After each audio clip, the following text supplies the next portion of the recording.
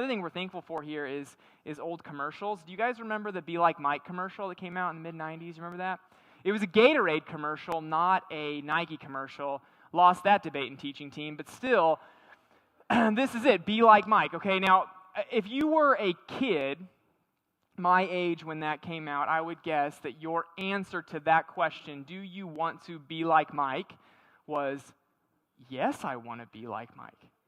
Right? Like, and this is what, I would guess that several of you probably had a Chicago Bulls starter jacket, right, that you rocked. That when you played Parks and Rec League basketball, when they laid all the jerseys out and you got to pick your jersey number, everybody wants number 23, right? And for some of you who are particularly annoying, you would do this thing where when you would shoot a layup, you would stick your tongue out because that's what Michael Jordan did. Like you wanted to be like Mike. Maybe for some of you that illustration doesn't land. Well, let me give you one that will for you maybe. Is that maybe you are a Pinterest all-star. And you heard that commercial that's like on the radio that's like, hey, go to this seminar and we're going to teach you how to flip houses. And you're like, I watch Chip and Joanna Gaines. I can do that. We couldn't find a picture of him on the internet, so we just had to use that one. So, and you think, yes, I could crush this. I know how to do this. And you want to be that person. But here's what we don't always talk about when we talk about Mike or when we talk about maybe Chip and Joanna. We don't talk about what it took to get them to where they are. So like everybody wants to wear number 23 and stick their tongue out when they shoot a layup, but no one after practice wants to spend 5 hours perfecting their jumper because something was off about it. And that 5 hours that he put after practice was on top of the 10,000 hours that he already put to make himself Michael Jordan. And then you think, well, okay, you want to be like Chip and Joanna Gaines, and what you want is you want the end result of being like Chip and Joanna Gaines. But you don't want to have to pay the dues that they had to pay to become Chip and Joanna Gaines. I read this story about them this week that when they were getting started flipping houses, they lived on the wad of cash that was in his pocket. And once that wad of cash ran out, they knew they needed to sell another house. That's how thin their margins were. And so we want the end result, but man, we don't want to put in the work. In the church, we say it this way. We say that we want the crown, but we don't want the cross. We want the glory. We want the end result. We want heaven. But we don't always want to go through what it takes to get there. And what we're going to see this morning is we're going to see that the way to the crown is through the cross. And that's what we see here as we look at 1 Peter chapter 4, verse 12 through 19. Here we go. Chapter 12, he says, Beloved. Now, I said that in my Connect group. We started reading through it, and they just started laughing because there's this knowledge now that when Peter says beloved, he's getting ready to say something harsh. He's like, I love you, now let me slap you, and here it is. Don't be surprised at the fiery trial when it comes upon you to test you, as though something strange were happening to you. But rejoice insofar as you share Christ's sufferings, that you may also rejoice and be glad when his glory is revealed. If you're insulted for the name of Christ, you're blessed, because the Spirit of glory and of God rests upon you. But let none of you suffer as a murderer or a thief or an evildoer or as a meddler. One of those is way worse than the other ones. Yet if anyone suffers as a Christian, let him not be ashamed, but let him glorify God in that name. For it is time for judgment to begin at the household of God. And if it begins with us, what will be the outcome of those who do not obey the gospel of God? And if the righteous is scarcely saved, what will become of the ungodly and the sinner? Therefore, let those who suffer according to God's will, entrust their souls to a faithful Creator while doing good. So Peter's talking about suffering. And I want to make sure as we sit here and we spend a lot of time looking at suffering, I want to make sure that we don't miss what type of suffering Peter is talking about. And so there are a lot of ways that we suffer, and the Bible addresses a lot of them, but I want to make sure that as I say suffering, that you know what I'm talking about. Because there are all kinds of ways people suffer, okay? One way that people suffer is they suffer because of their own foolishness. They get mad at a coworker, and then they feel stupid, and they get in trouble at work. Peter's saying, hey, that's not the kind of suffering that I'm talking about here. Like, this isn't the kind of suffering that comes as a result of your own foolishness. You've got to pay for that, and that's not what Peter's talking about. This also isn't talking about suffering, and this isn't to diminish it. But this isn't talking about the type of suffering that we endure living in the first world, okay? Like yesterday, I put together a dollhouse. It took me 4 hours, and my hands are sore. That's not what he's talking about.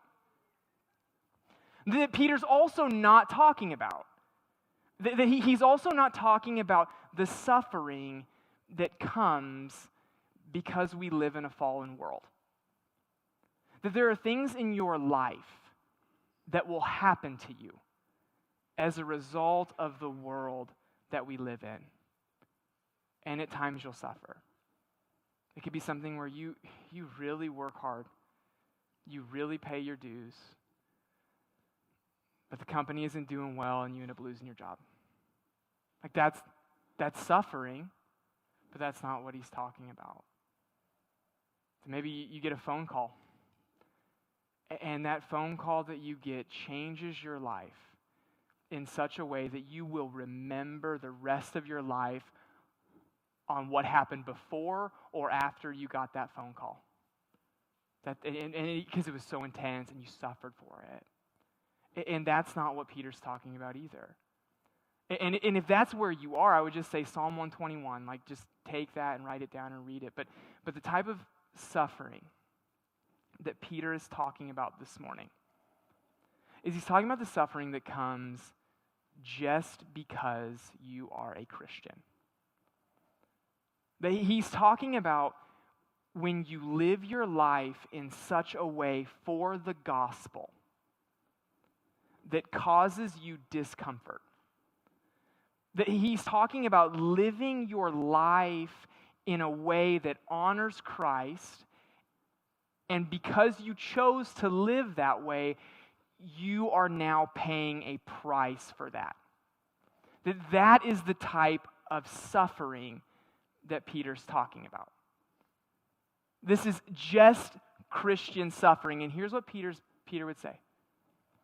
If you follow him, if you love Jesus, and you live in a way that brings glory to him, but dishonor to yourself in the eyes of people, celebrate that. That if following Christ pushes you aside, celebrate the fact that you follow him.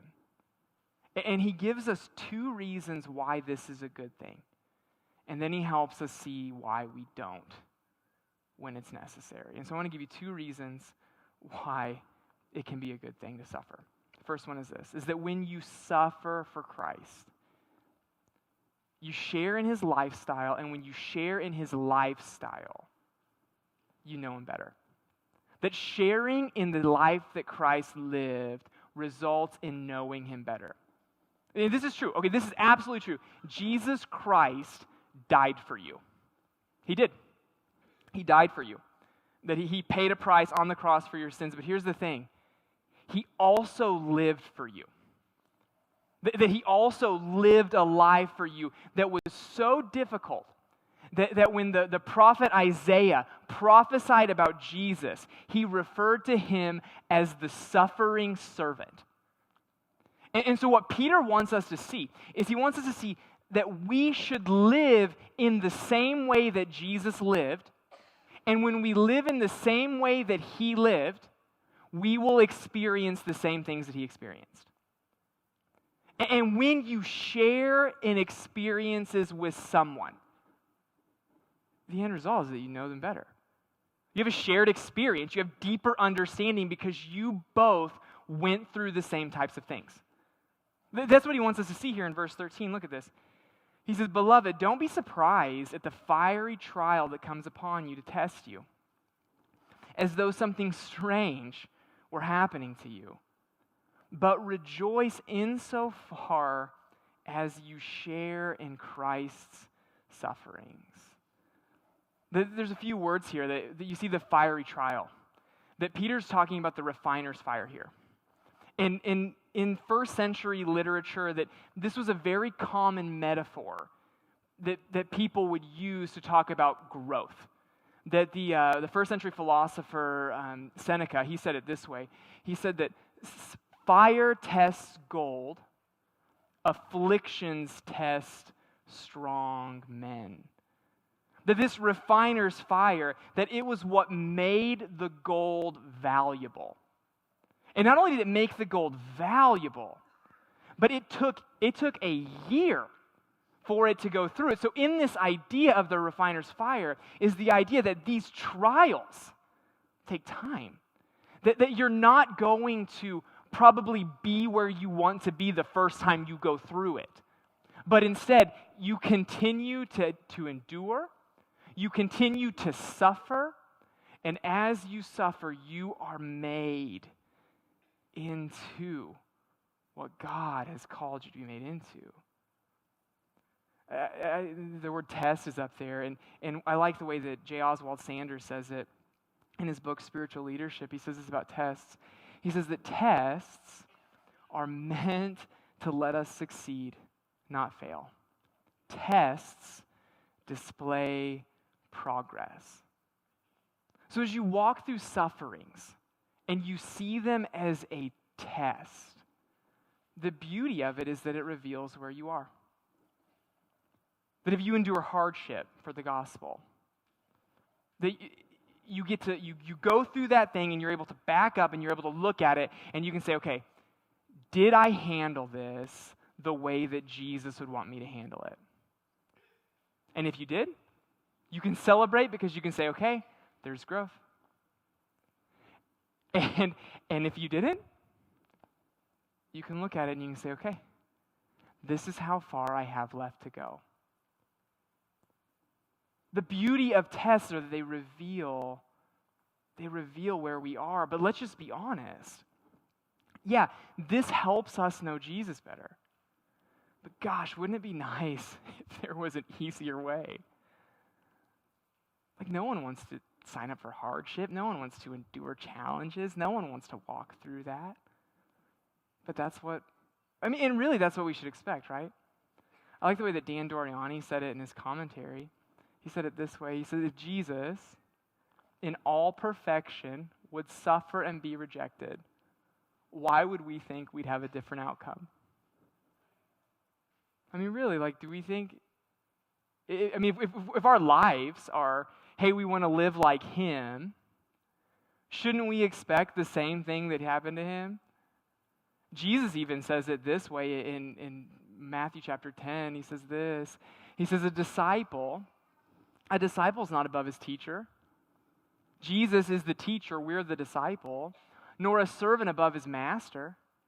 It is enough for a disciple to be like his master, or a disciple to be like his teacher, and a servant like his master. What Jesus is saying here is he's saying, we're going to go through the same things. And okay, to expect any different is kind of strange. I mean, Jesus, he never did anything wrong. He never said a bad word, never thought a bad thought, never did a bad deed. And the response of people to him was, let's kill him. And I would imagine that as I think about us, at least as I think about myself, that I have done all of those things numerous times. And to expect a different result is just naive. That as we think of our lives, we can expect, if our goal is to be like Jesus, that we can expect to go through the same things he went through. So then the question is, well, what did he go through in his life? What are the things that he had to endure? And if you think about it, he endured a lot when he lived. That Jesus, you could certainly look at his life and you could look at the testimony of the Gospels and you could say, he was misunderstood. People did not understand him. And in the same way as you live for him, there will be moments where you're not understood either. But not only was Jesus misunderstood, but he was also rejected by his friends. The moment in his life where he needed them the most, all of them but John scattered. And John will be very quick to let you know that he was there, but they all scattered. He felt it. We could probably expect the same. But not only did Jesus endure that, Jesus was mocked. That he was mocked. And Peter draws a little bit of attention to this here. Look at this here in verse 16. He says, if anyone suffers as a Christian, let him not be ashamed, but let him glorify God in that name. Okay, so we see that word Christian, and that's how we define ourselves, right? That if there was like a survey where you had to put your religious affiliation, you'd put Christian. Unless you were pretentious, then you'd probably put Protestant, but really you Christian. That word is just kind of how we describe ourselves, right? That when Peter is writing this, Christian wasn't viewed the same way. That it was actually a term that the world would use to mock the church. They would call them Christians and mock them and say, in essence, oh, you're a little Christ. That it would be the equivalent of someone today calling you a Bible thumper. That if they call you that, they're not calling you that because they want to know about the Bible. They're calling you that because they want to make fun of you for what you know about the Bible. And Peter's saying, hey, if someone is mocking you for that name, celebrate it. Celebrate the fact that you identify with him in such a way that they would think you were worthy of mockery. And if he expected it, we should too. Not only that, but Jesus was stressed. He was stressed about the mission that God called him to. So much so that at the end of John's gospel, that it actually says that Jesus would sweat drops of blood because he knew what was before him. And then we also look at his life and the life that he lived. He endured physical pain for us. Now, I know that some of you, I say that and you think, okay, well, Ryan, it's 2019, Southwest Missouri. It's not really the same. And I would say to that, yeah, there's an element of truth. It is a little different. No one's going to punch you in the face for saying that you're a Christian, and if they do, they'll probably go to jail. That's true. But if you're anything like me, there are moments in your life where you're given an option, where you can do what the gospel would want you to do, or you can press further into your comfort. And if you're anything like me, I would bet that more often than you would want to admit, you press into comfort and you don't do what the gospel wants you to do. There are all kinds of examples, and here's what I can tell you, because we live in this world that is so comfort heavy, that we've gotten really good at justifying being comfortable. Oh, I know I should have that conversation, but I don't want them to think that I'm weird. Or, yeah, I know that God's asking me to do that, but here's reasons why I shouldn't. And what you're doing is you're not responding to the gospel, but you're pressing in deeper into your comfort. And what Peter wants you to see is if there's nothing about this that makes you feel uncomfortable, then maybe you're not doing it right. And here's the beauty of suffering is that it helps us more, it makes us more into his image, because we say our goal is to live in the same way that he lived, and if our goal is to live in the same way that he lived, then we've got to live the same way that he lived. So it helps us know him better, the other good thing about suffering is this. Suffering shifts our hope. That what suffering does is it shifts our hope. That I would even say it this way. The greater your suffering, the greater your hope. I mean, think about it, like we're like almost at holiday season, right? And for most of us, like, we're really excited. And maybe I think for a lot of people, like, the worst thing about the holidays is you have that aunt you don't want to talk to, right? but by and large, you're like, man, this is exciting. Christmas is in the air. My tree's going up. Buying presents for people. And you're like, you forgot about Thanksgiving. Yeah, because Christmas is so good and Thanksgiving still comes. Like, life is good. I would guess that in the middle of life being good, you don't spend a lot of time thinking about heaven.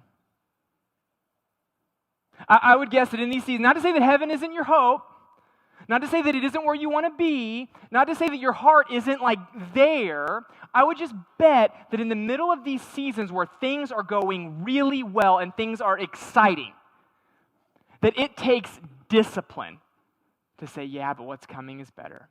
Here's the beauty of suffering. The beauty of suffering is that it forces us to think about heaven. Because when you're suffering for Him, it reminds you of your hope. It reminds you of why you're doing this thing. It reminds you of the price that you're willing to pay. I mean, look at the way Peter talks about it here in verse 13. He says, but rejoice insofar as you share in Christ's sufferings, that you may also rejoice and be glad when His glory is revealed. Now, he did something unique there that you see in the original language, and it's that he used the word rejoice twice. He doesn't do that a lot.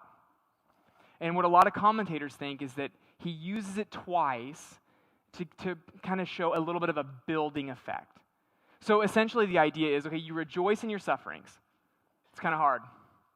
Rejoicing in your sufferings, that's going to take discipline. Celebrating hardship is not something that comes naturally. But when His glory is revealed, oh, you will rejoice. Oh, you're going to celebrate in a way that will require no discipline. That it will be over the top. Everyone will know that you're excited because when His glory is revealed, if you have suffered for Him, that is the only way to respond. And we don't really know a lot about what it's going to be like or what it even means by when your glory is revealed, but you do see a little picture of it in Matthew's gospel, in Matthew chapter 17. And this is the story of Peter, James, and John. Jesus takes them up on a mountain, and He does so to reveal His glory to them. And this is what happens here. It says that Jesus was transfigured before them. His face shone like the sun, and His clothes became white. That some translations say whiter than anyone could ever bleach them. And then behold, a bright cloud overshadowed them all, and a voice from the cloud said, "This is my beloved Son, with whom I'm well pleased. Listen to Him." Now, if you would have been one of the three that walked up on the mountain and saw that, you'd be feeling pretty good about the decision to give your life to Christ. I mean, you'd be like, this guy, he is exactly who he said he was. I mean, Matthew's trying to describe what happened. And he can't even put it into words. He's grabbing for a metaphor. That's how magnificent it is in that moment on the mountain when His glory is revealed. And I would just guess that when it happens a second time, it's going to be way better than that. That when His glory is revealed a second time, we're going to look to the sky, and in Missouri and in China, people are going to see Jesus coming at the same time. And they're all going to know what's happening.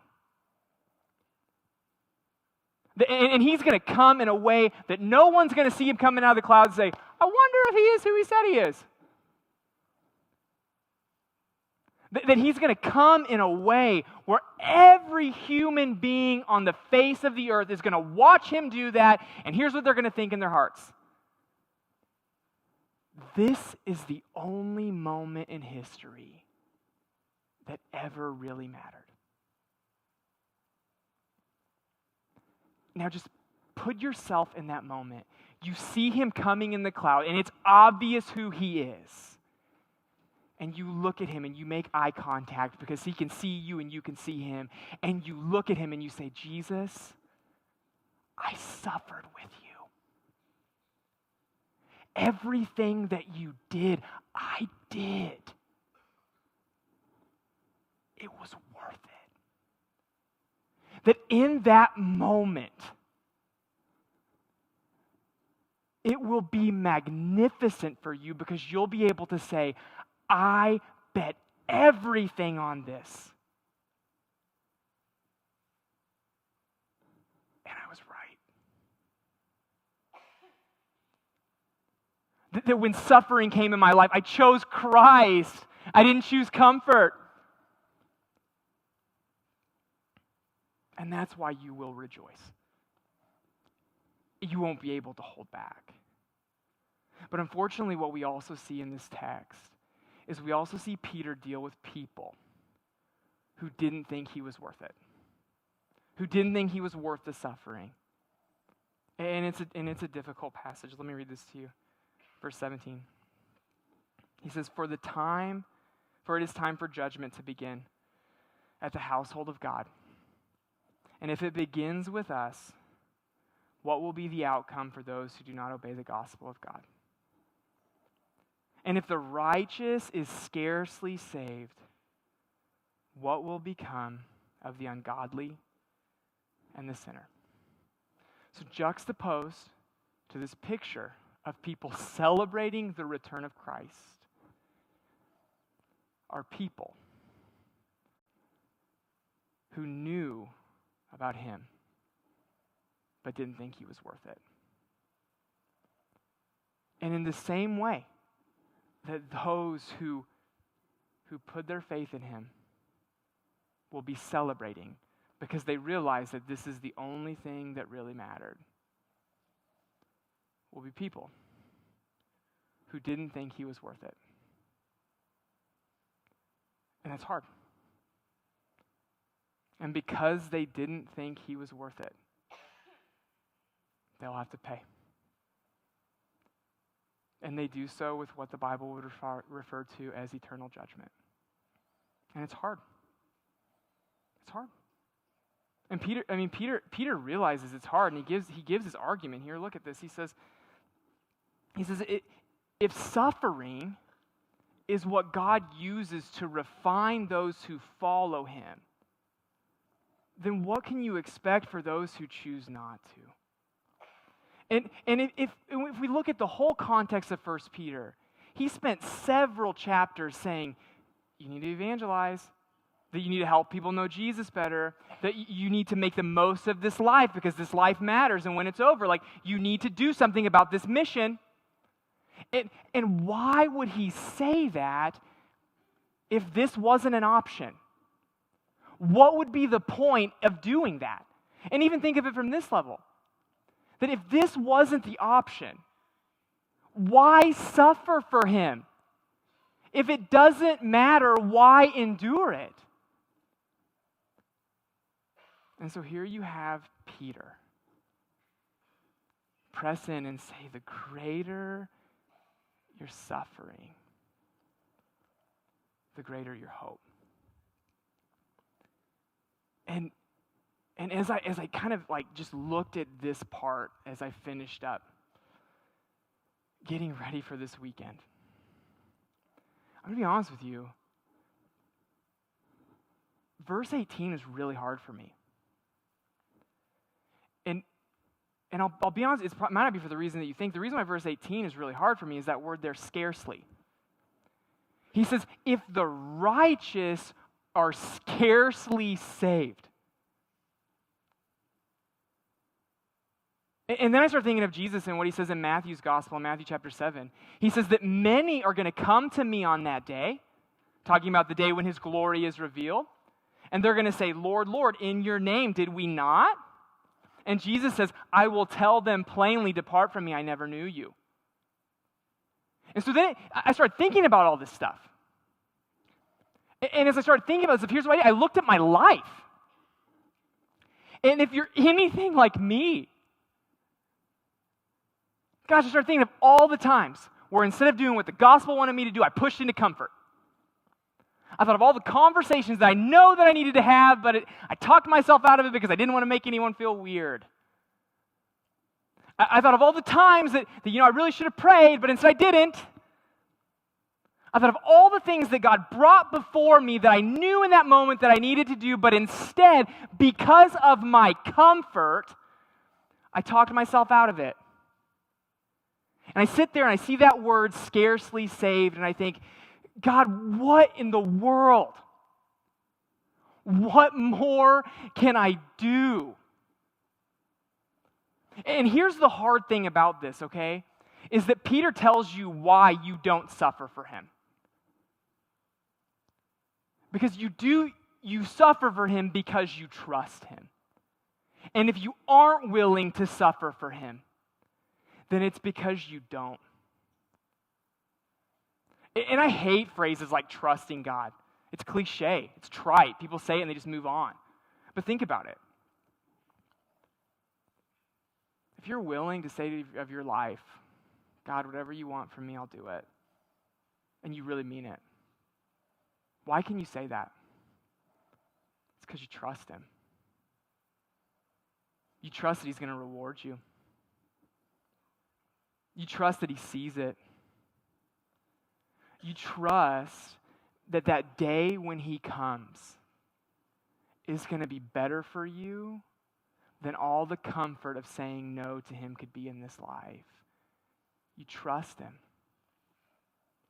And when you push into comfort instead of pushing into the gospel, the reason why you do that is because you don't trust him. Because if you trusted him, you'd do it. I'm going to read this verse to you as I close this morning. And for me, this has been one of the most challenging verses in the book. It's verse 19. Peter says this, therefore let those who suffer according to God's will entrust their souls to a faithful Creator while doing good. Why do you keep pushing into suffering? Why do you keep saying yes when it would be easier to say no? It's because you trust him. It's because you think that he's worth it.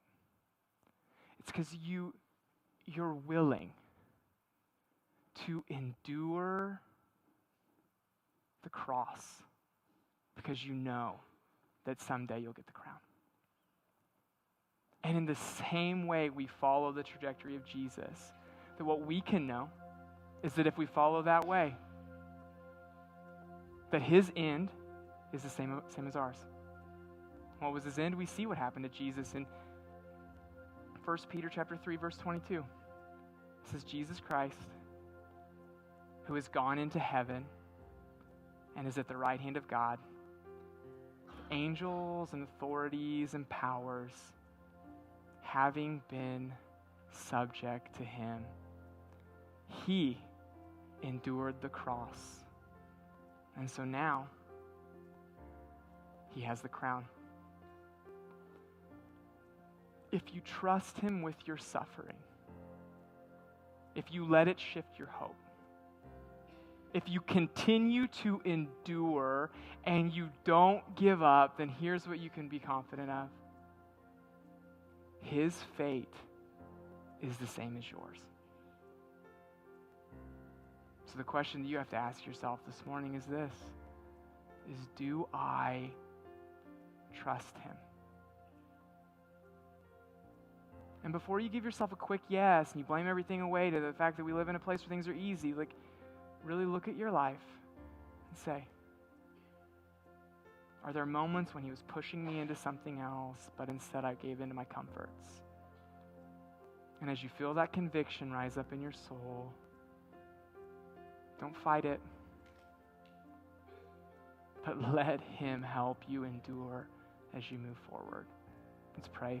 Thank you for watching our services. If you have questions or you would like more information, you can visit us online at nlspringfield.com. We'd also love to have you join us at one of our Sunday morning services. We have programs at 9:30 and 11 for adults, students, and kids. We hope to see you there.